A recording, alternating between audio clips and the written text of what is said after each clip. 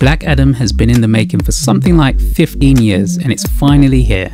Starring Dwayne Johnson as Black Adam, Noah Centineo as Atom Smasher, Pierce Brosnan as Dr. Fate, Aldis Hodge as Hawkman and Quintessa Swindell as Cyclone.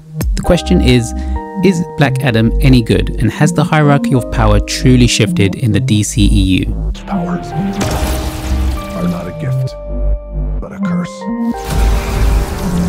Born out of rage. In Ancient Kundak, Teth Adam was bestowed the almighty power of the gods, and after using these powers for vengeance, he was imprisoned, becoming Black Adam. Nearly 5,000 years have passed and Black Adam has gone from man to myth to legend. Now free, his unique form of justice born out of rage is challenged by modern day heroes who form the Justice Society: Hawkman, Dr. Fate, Atom Smasher and Cyclone.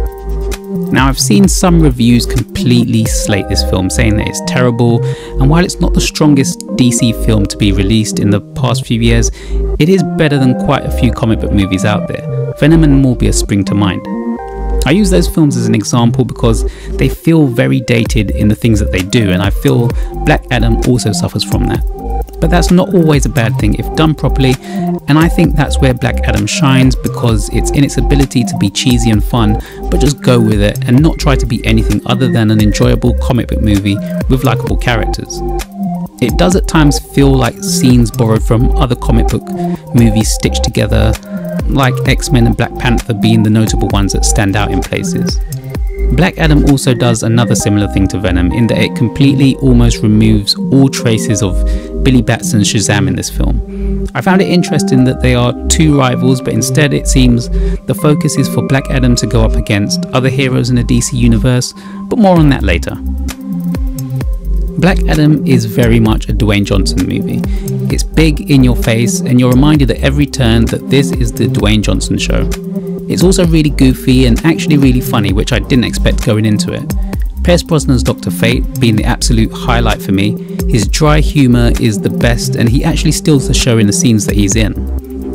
This is a non-stop rollercoaster ride, and after Black Adam is reawakened, we're given a short introduction to each of the team members of the Justice Society before Amanda Waller sends them to stop him.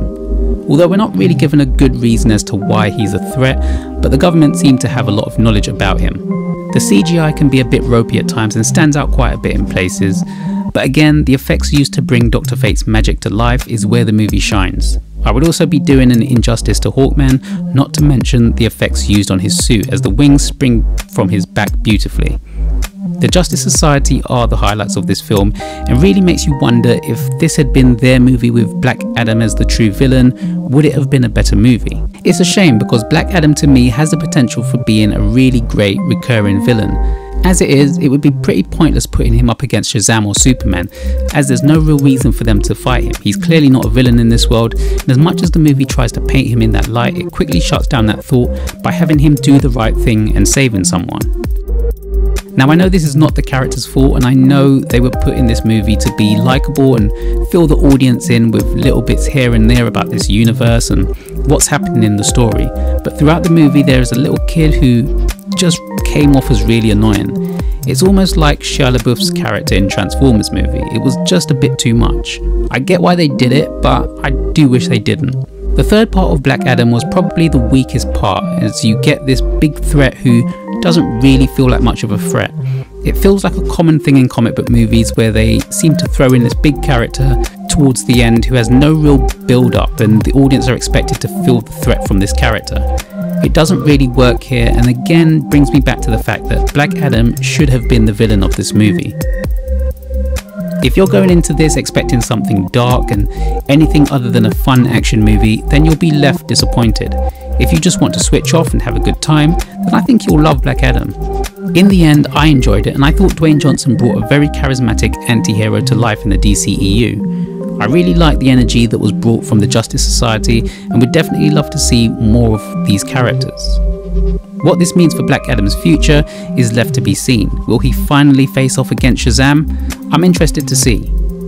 Anyway, Black Adam. Have you seen it? What did you think about it? Leave your thoughts in the comments below, and thanks for watching.